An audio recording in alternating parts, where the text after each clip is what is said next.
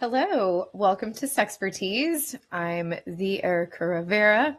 Before we get started, just have to give a quick shout out to Desiree Beauty for the braids. I was at EDC over the weekend and she was kind enough to braid my hair. So I will have them in for a couple episodes. Shout out to Desiree Beauty in Palm Coast, Florida. So welcome to Sexpertise. I'm the Erica Rivera, and today we are going deep into a timely and crucial topic. I'm sure some of you watching are either really excited about this topic or dreading this topic, but it is the future of sexual health in the wake of the recent election.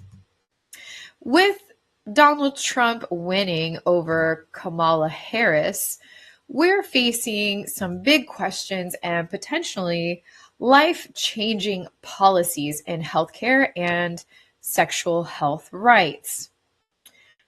From reproductive rights to sexual health education, and you guys all know sex education is my platform. This outcome could shape policies that impact millions. So tonight we're examining what could be at risk, who might be most affected, and how we can respond. So grab a cup of tea, get comfortable, and let's dive in.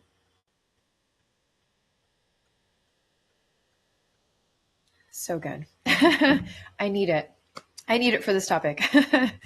So, first, let's set the scene. To understand why this election matters so much for sexual health, let's briefly look at some of the recent past policies.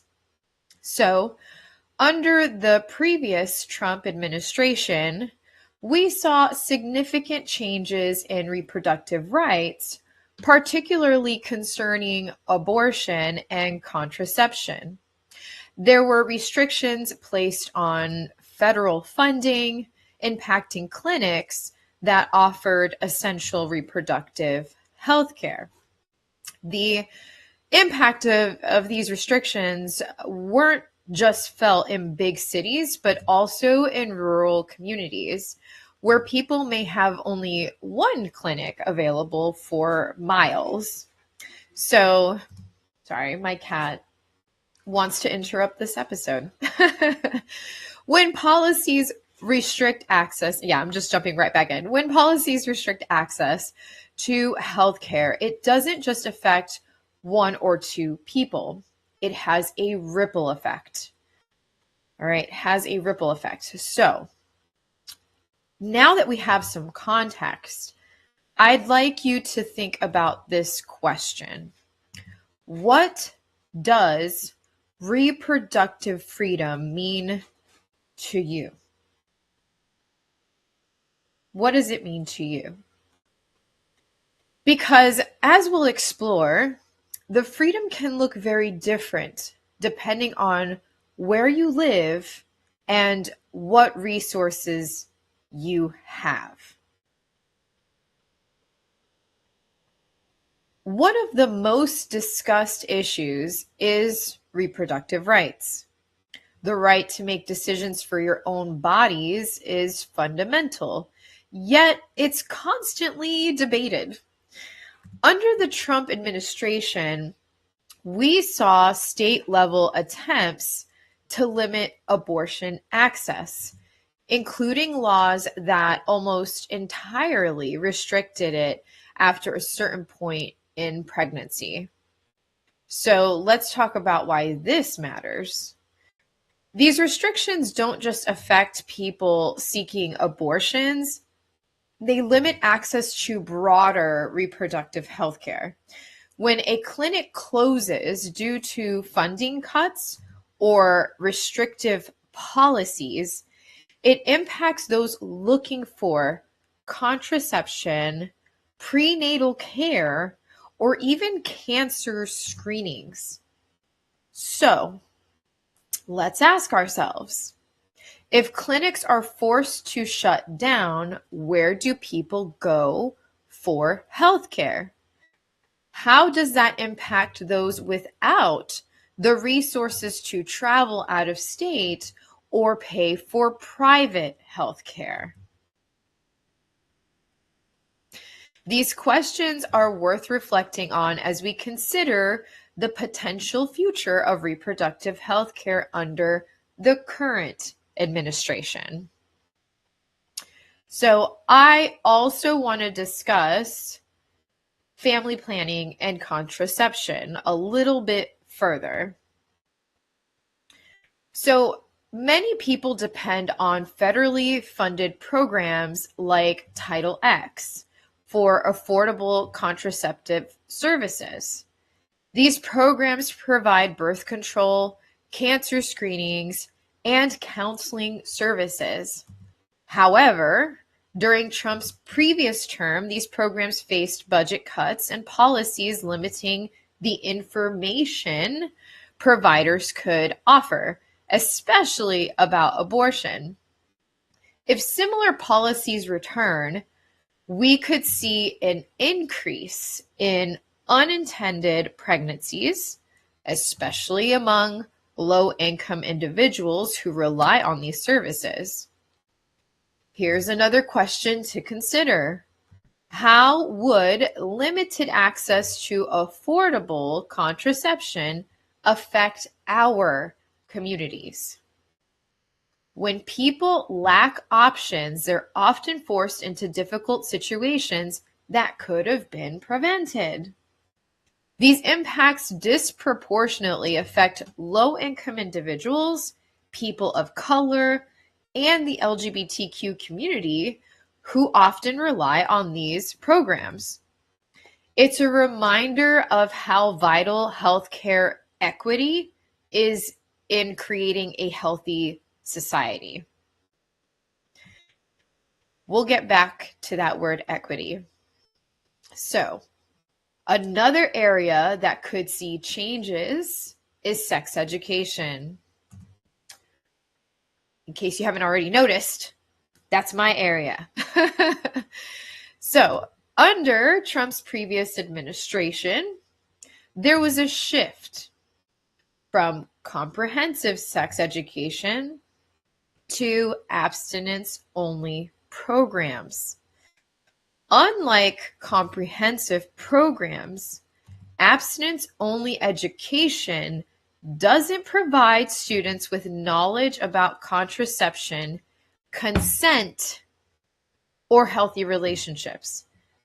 For those of you who basically are against what I have to offer, sex education isn't about just having sex. People always assume, oh, sex ed, sex educator, sexpertise, your sex TV show, like all you talk about is having sex, or you're encouraging teens to have sex, or you're talking about sex to children. No. Sex education also provides resources and knowledge about contraception, consent, and healthy relationships. So let's think about the consequences. Studies show that abstinence-only education doesn't prevent risky behavior. Would you look at that?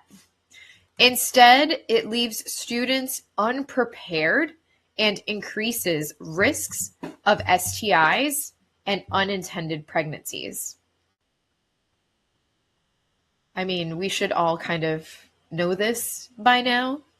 So one of the biggest reasons why I got into sex education is because I was raised in an abstinence-only mindset, in an abstinence-only household where that was the mindset.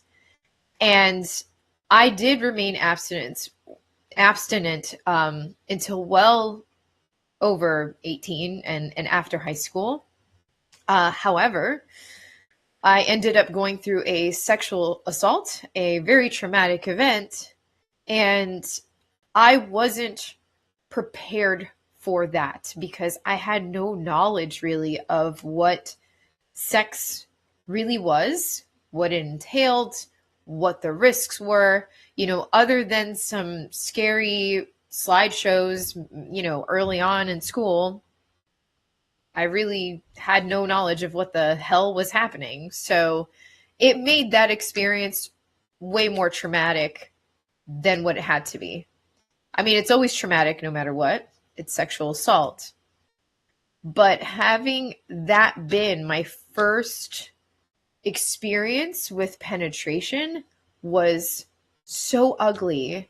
And I just wish that I had more of that education and that knowledge growing up so that I would be aware of what was happening to me and what the consequences could have been or were going to be and how to prepare for them.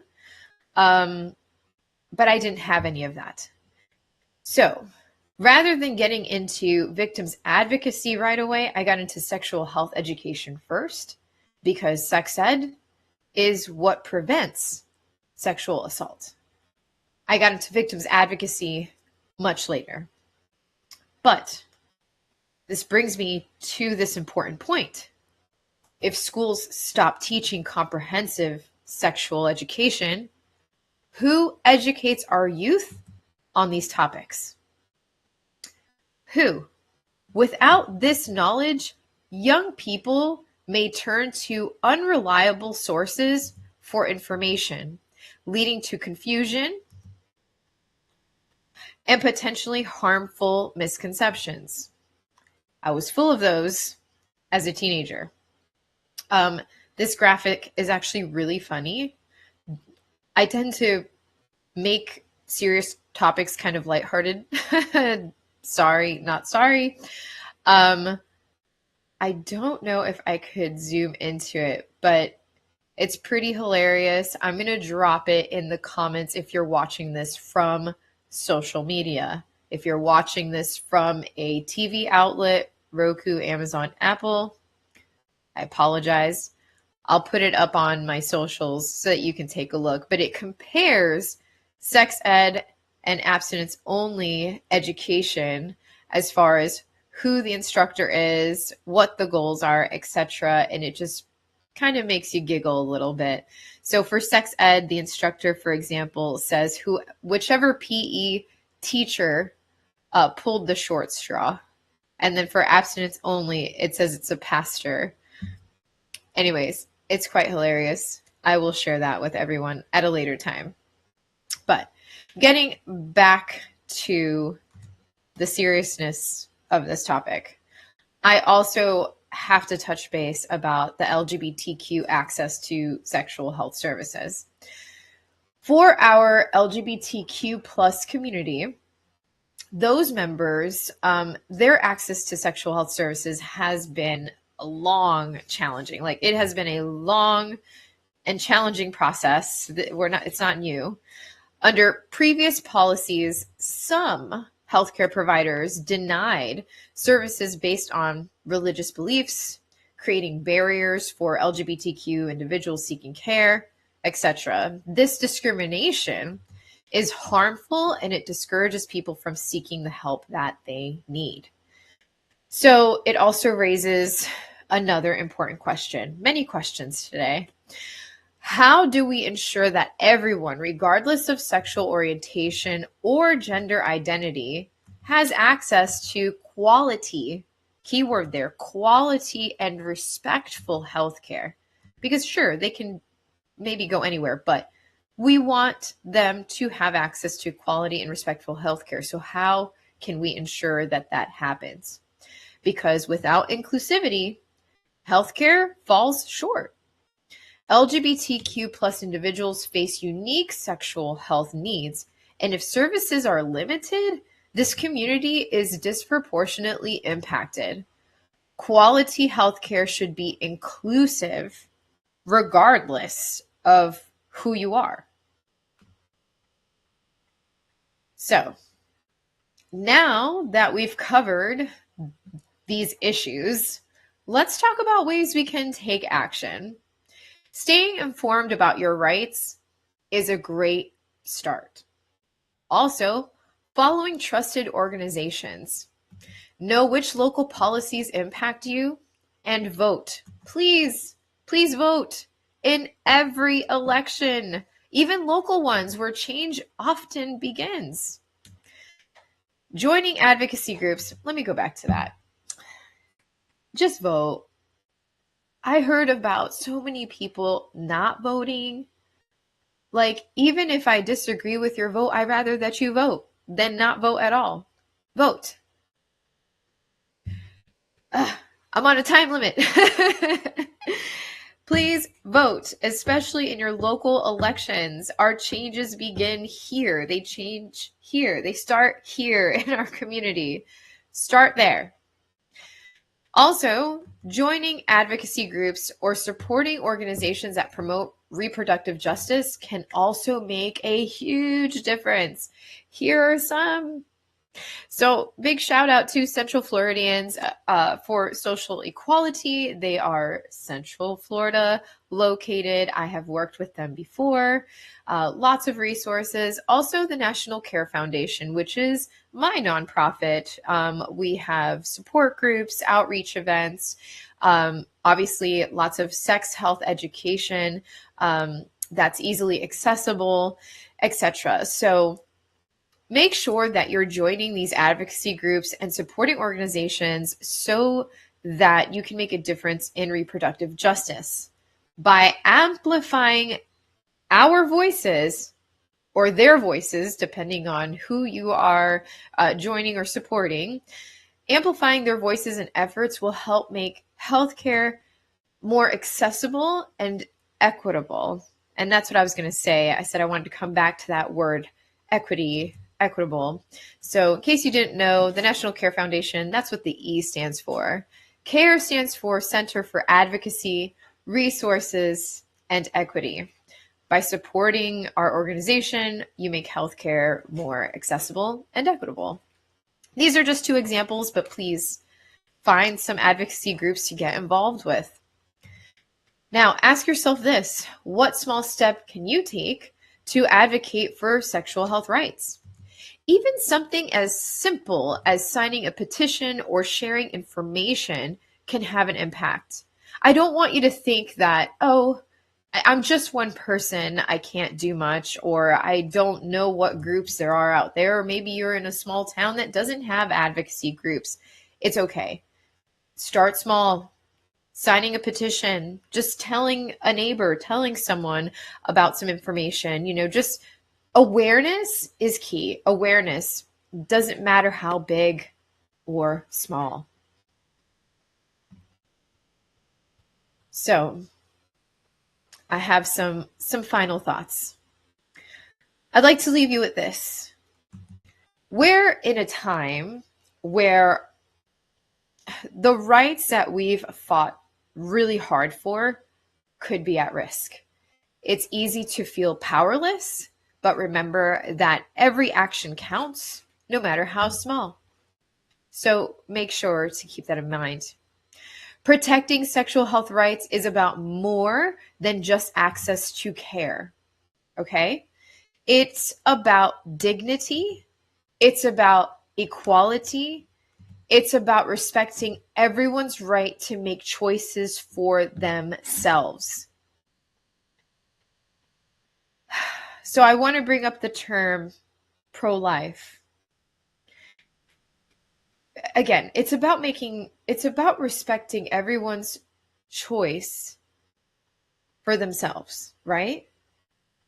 I never understood the term pro-life because pro-choice doesn't mean that you're anti-Christian or that you are,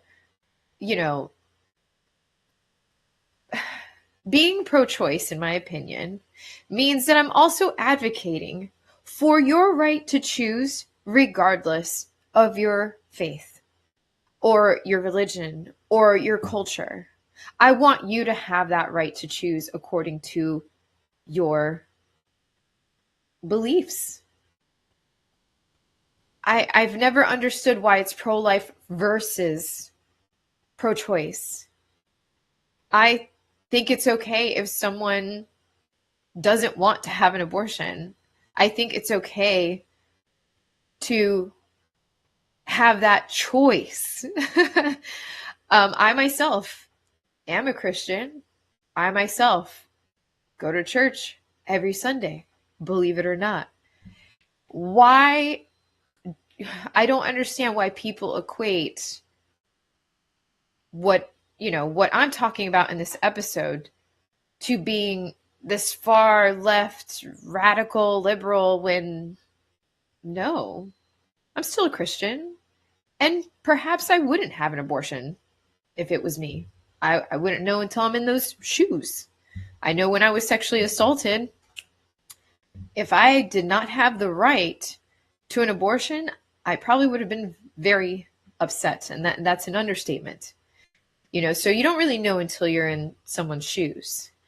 But it's always bothered me that I can't both be a Christian and also think this way. I am a Christian who advocates for reproductive health and sex health rights. So I know it got personal at the end here. I just, it just irks me. And maybe there's someone out there who, who can relate to that. So anyway, thank you for joining me today. Remember, stay engaged, stay informed, keep advocating for what you believe in, whatever that is. Together we can make a difference. Oh, and actually, let me give you a quick preview of what's coming up next week on Sexpertise. I'll be joined by the wonderful Jessie Blaze. So Jessie Blaze is actually a good friend of mine. We met as belly dancers, but she is now an active burlesque dancer in our community. We won't be talking about dance, but together we'll dive into a topic that affects so many women, and that's reproductive autonomy. We'll be addressing a question that's on a lot of minds, and that is, why is it that women face so many barriers to seeking permanent birth control, like tubal ligation, while men's access to vasectomies is comparatively simple? Jessie and I will unpack the policies, biases, and stereotypes that create this double standard, and we'll discuss why these obstacles exist, how they affect women's autonomy, and what can be done to create a fairer and more balanced approach in reproductive healthcare. So be sure to join us next Tuesday at 7 p.m. Eastern Time for this important conversation.